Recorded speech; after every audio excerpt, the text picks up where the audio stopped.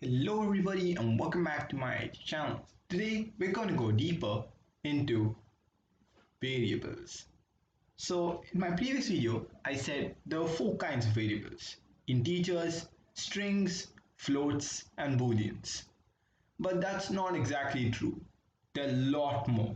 There are lists, there are tuples, and then there are sets, there are dictionaries, there are a lot more. There are lots of kinds of variable floats. So let's go deeper into variables. So let me first create a variable a is equal to 5.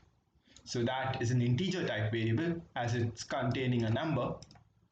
We'll create a second one, b is equal to 4.5 and c is equal to hello. Now the first one is an integer as it contains a number. The second one is a float as it contains a decimal value and thus is a decimal. It has a point in the middle. So the second one is a float. And the third one is a string as it's enclosed in quotes and it's a set of characters. So now say I'm not really good in Python and I don't know what types these are. How do I get to know what type they are? I can use the Python type function. So to that, just type type and put brackets, and between the brackets you need to put the variable. So to find what type A is, I just need to put A between these brackets. So now I'll put what type this is in another variable named I'll create one more variable named d, and d is equal to the type a is. So if a is equal to integer, that is going to be stored in d. And now we need to print d out. So that means what type a is will be printed out. So run it.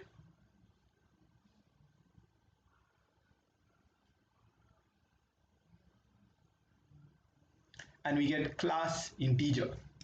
So type A, and that was assigned to the value d, and then we print it out. So we got class integer. Now let's try the second one, b, which is a float. Let's run it.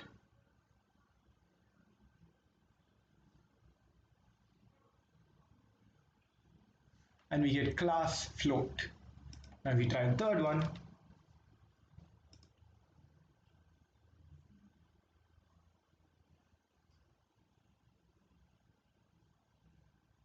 We get class string. So now we know what this is. So let's just first try to take user input. So I've not explained how to take user input in any of my previous videos, so I thought I'll explain it in this video. So take user input, just type input, and that's it. So this is the command for taking user input. And now in between these brackets, if you want, you can put a prompt. So by prompt, it is this. So I can write enter the number. So this is the prompt, and this will be printed down in the terminal and it'll ask for input. So the prompt has to be a string. So as you can see, it's enclosed in quotes. Now we're taking user input. Now this input has to go somewhere. So we'll put this input into a variable named e. So e is equal to input. So this input will be put into this variable e. So now if you will print e out, and if we run it,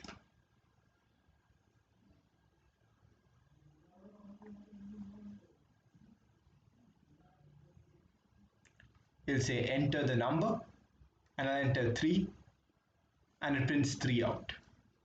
Now I'll first just comment these out so that I do not have. So I'll just comment the print. Now this looks a bit odd, doesn't it? Because as soon as enter the number finishes, you get 3. So what we can do is we can put a space just here. So when the prompt comes, there'll be a space between the number inputted and the prompt. So now you can see this is space between it. If I type 4, and 4 will be printed out. But if I want it to be more neater, what I can use is called the new line function. To do that, put a backslash and n. So it's basically this. So a backslash n basically tells Python to once, as soon as this is printed out, go to the next line. So if we run it,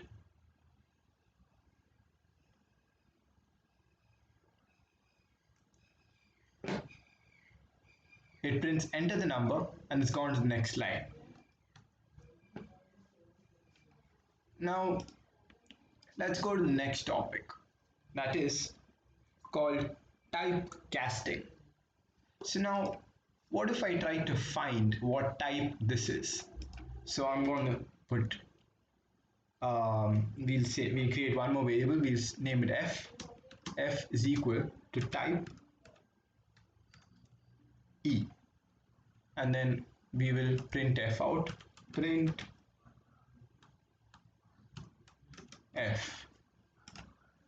And now if we run this, you would probably expect an integer value, because we are entering a number, and a number is an integer, isn't it?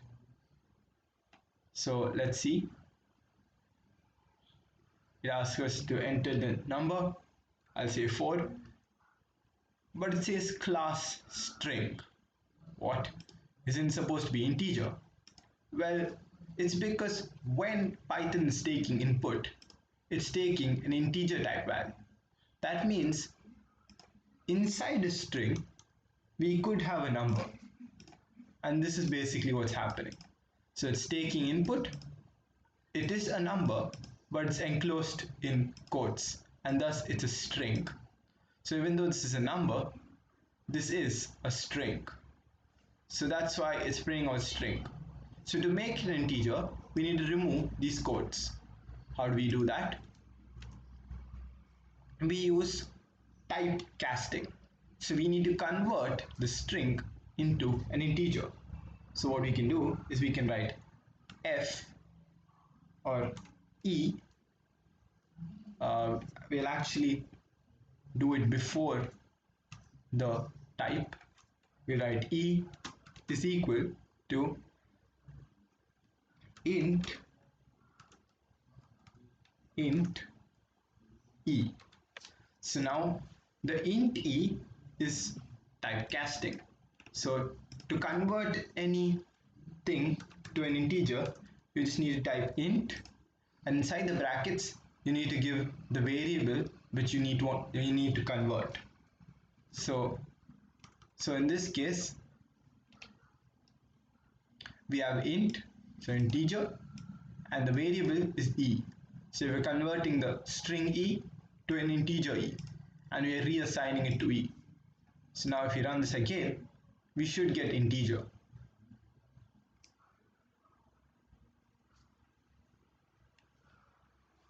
It says enter the number, I'll enter 4 again, and it says class int. So this is typecasting. You can also do a lot more with typecasting, such as you can convert a float into a string, into an integer. But you may have a problem here, because now if I rerun this,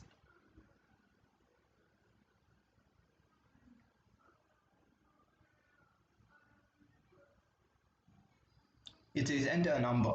But what if I enter a word?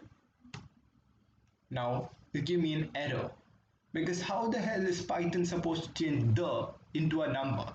It can change the string 3 into a number, but it can't change the string the into a number, because the is a word. So it gives me an error. So to change a string into an integer, the string should be a number string, or else it'll give you an error. Now you can also change floats into strings, into integers. So we already have a float b, Now we try to change b into integer. So b int b, and now we'll print b out, as well as we will print the type of b. So now you must have noticed I've not used any variables for the type function. You can directly use this way, it's your choice. This is a little more convenient, it's a bit faster. So I basically just type b, and instead of first assigning to a variable and then printing that variable, I'm directly printing type b. So now if we run this,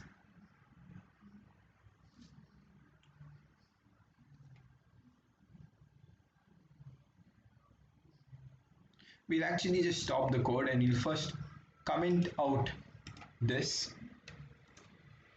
and some of the other comments. We'll comment out everything else so that we don't get print b, we need this, we need this, we don't need this, and we don't need this. If you don't know what comments are, I've explained them in a previous video, you can watch those. So let's run it again.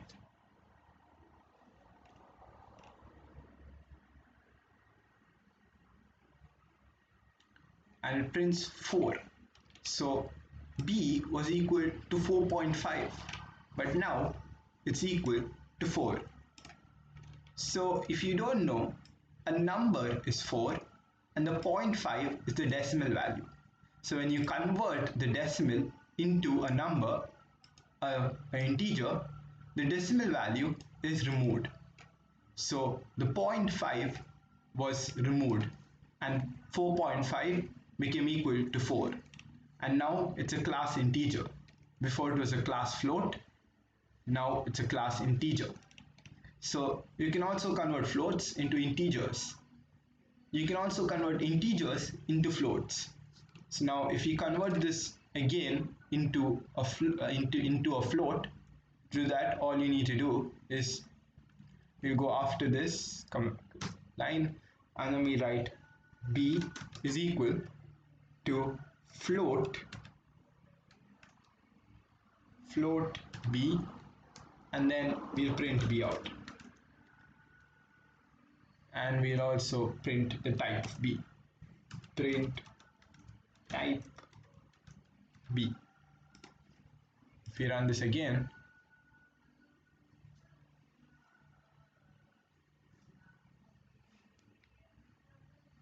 we can see it prints 4 first. So it was first converted into an integer and it's 4, it's a class integer, and then you converted it back into a float, a 0.0 came after it. So when you converted it again into a float, it just puts a 0.0 after it. So now it's a float value. So there is a point now and the float value. Why didn't it convert it back into 4.5? That's because it was equal to 4.5 and I converted an integer. But now we're just converting into any float. We're not converting into that float. So it's just converted into any float, a normal float.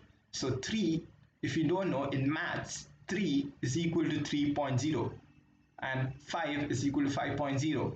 If you put a 0.0, there's a 0.0 after any number. All numbers have a 0.0 after them. So 4.0 is equal to 4. So that's why when you're converting 4 into a float, it just puts a 0.0 after it. So now let's go to a few more functions in strings. So now we will comment out these first. So we'll comment this out, this, this, this. We just comment out everything.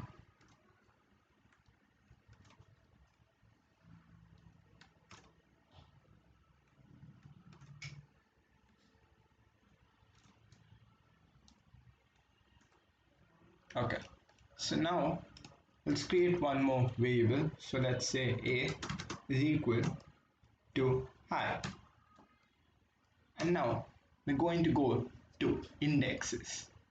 So now every string is assigned with a number. So in hi, the first letter is assigned with the number 0, the second with the number 1, third with the number 2. There's no third number, but if there was a third letter, then if there was a third letter, then this would be number 2. So 0, 1, 2, 3, 4, 5, 6, and so on. So instead of starting from 1, Python starts from 0. So that's one thing you should always remember. Python starts indexes from 0. So if you just try to print h out, so I could just type print and a, and then we put the index symbol, and it's a box bracket, and inside the box bracket we put 0. So to get the index of a string, all you need to type is the name of the variable, and then put a box bracket like that, and then put the value of the index. So if it's the first letter, it's 0. The second letter, it's 1. Third letter, 2, 3, 4, 5, and so on. So now we want only the first letter, so it's 0. So if we print that out, I'll run it.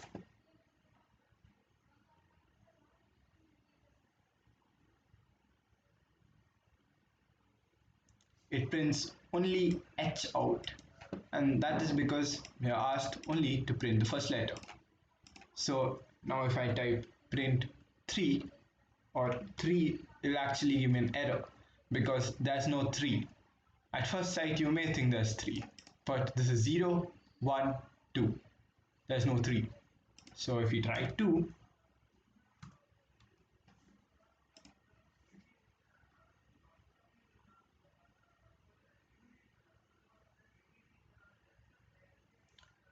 we get h again, which is the 2 index. Now you can select more than that, so we can write 0 and then put a colon, that is the 2 dots and 2. So now it will print all from 0, which is h, to 2, which is h. So it prints all from 0 to h. So it prints HIH.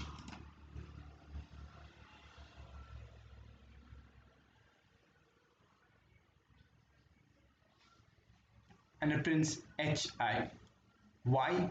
Because when you're counting, it counts from 0 to 1. It stops before it reaches 2. So when you write 0 to 2, it's basically 0 and 1. It starts from 0 but ends the number before 2. So it ends before reaching 2. So if I write 0 to 3,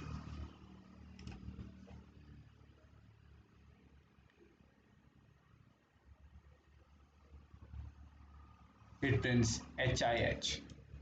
So you need to write the number before it for multiple indexes. Now there are more to indexes such as negative indexes and other indexes, but I won't be going into that in this video. So now let's go to converting strings to upper or lower cases. So now we create one more variable, b is equal to Matthew. And now normally in English grammar, you start the first letter with a capital. So now I've not started with the capital. So if you want this grammatically correct, you can use the function capitalize. So I can write b is equal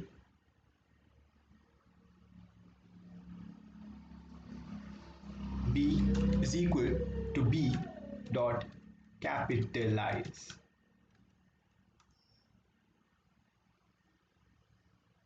And that's it. So b dot capitalize. And now if you print b out, you should get it correct, as with the first letter a capital.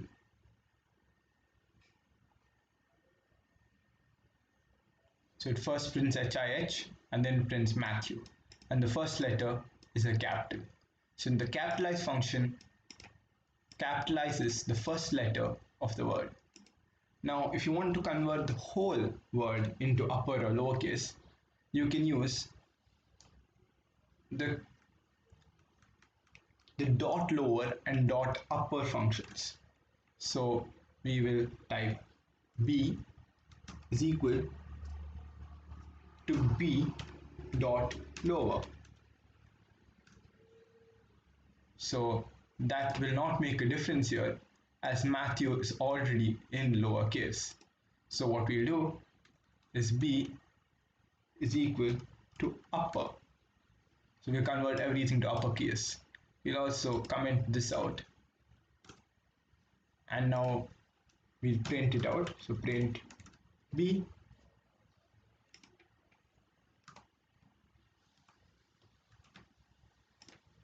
and if we run it,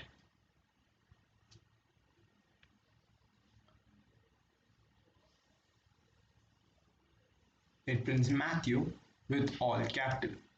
Now, if it was not all capital, I could convert them to lowercase just by typing dot lower. And now it will convert all of these letters to lowercase.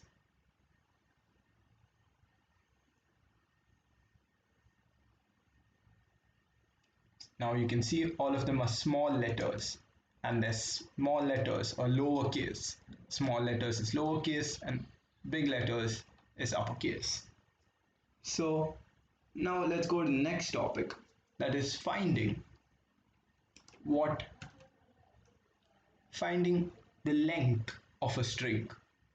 So you have the string Matthew, we're going to stick to that itself.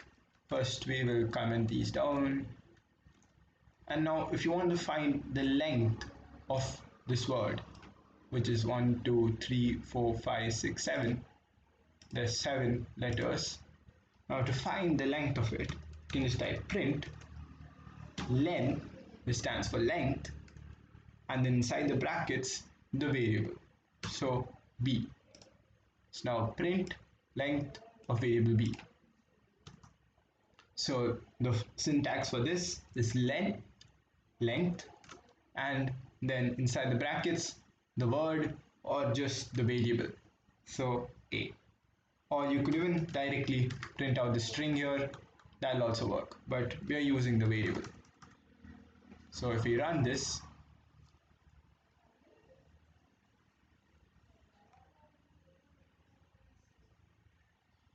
it prints 7 as there is 7 letters in B.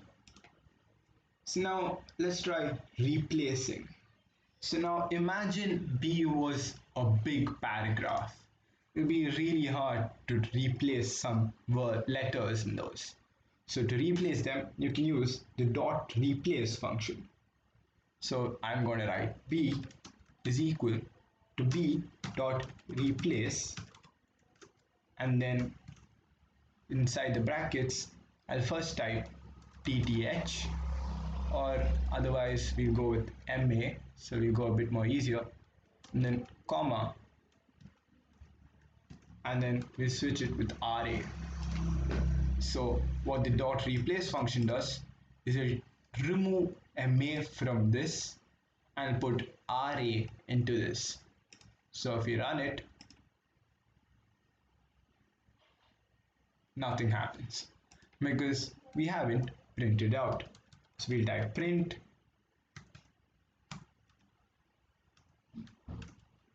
B and we'll run it again.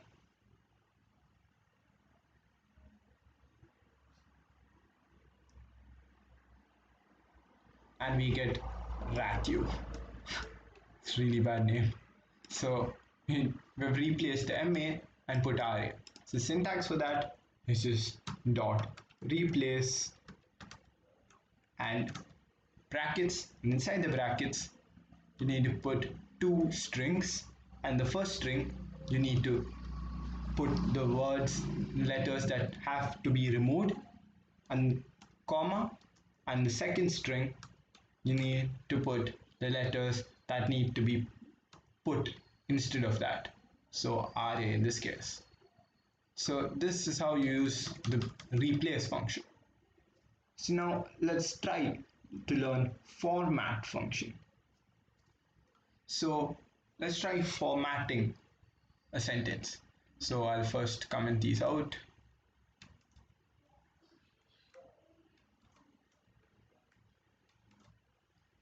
And now what I'll do is I'll make this a bit more bigger. So let's just type Matthew is really good at Python, which is true. So let's now we will in the next one to we're going to use the format tag. So in the format tag, you need to, for example, suppose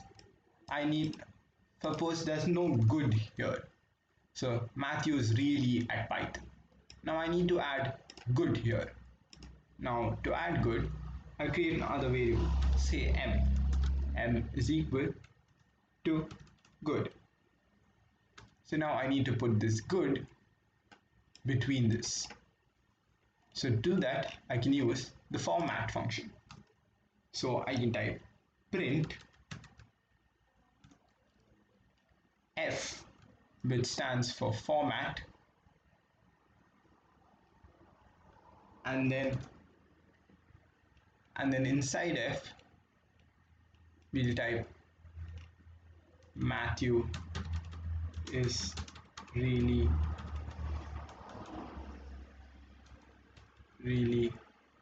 good or really at Python. And now to add, all I do is between the really and at, I put these curly brackets, and inside the curly brackets I put the variable that should be placed inside this. So m contains the string good, so I need to put m between these. So all I need to do is do this. So what Python does here is it'll format this string and put m in the middle. So to do that, the syntax is just put an f before you put the double quotes or single quotes, and put curly brackets at the place where you want to format it, and inside that put the name of the variable. So if you run it,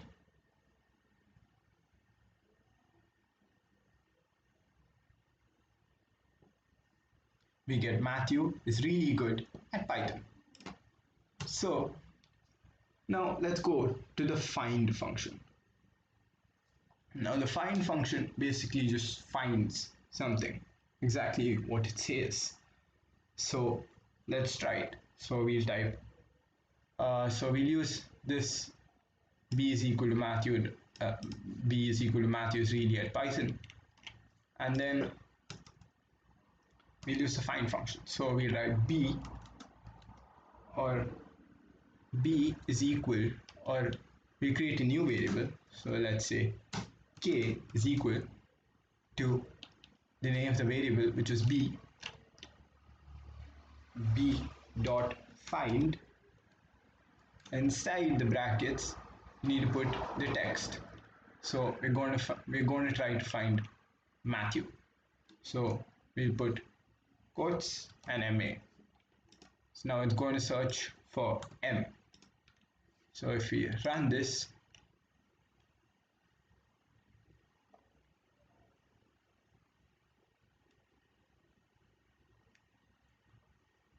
oops, we forgot to print it. So print k. Now if we run it again,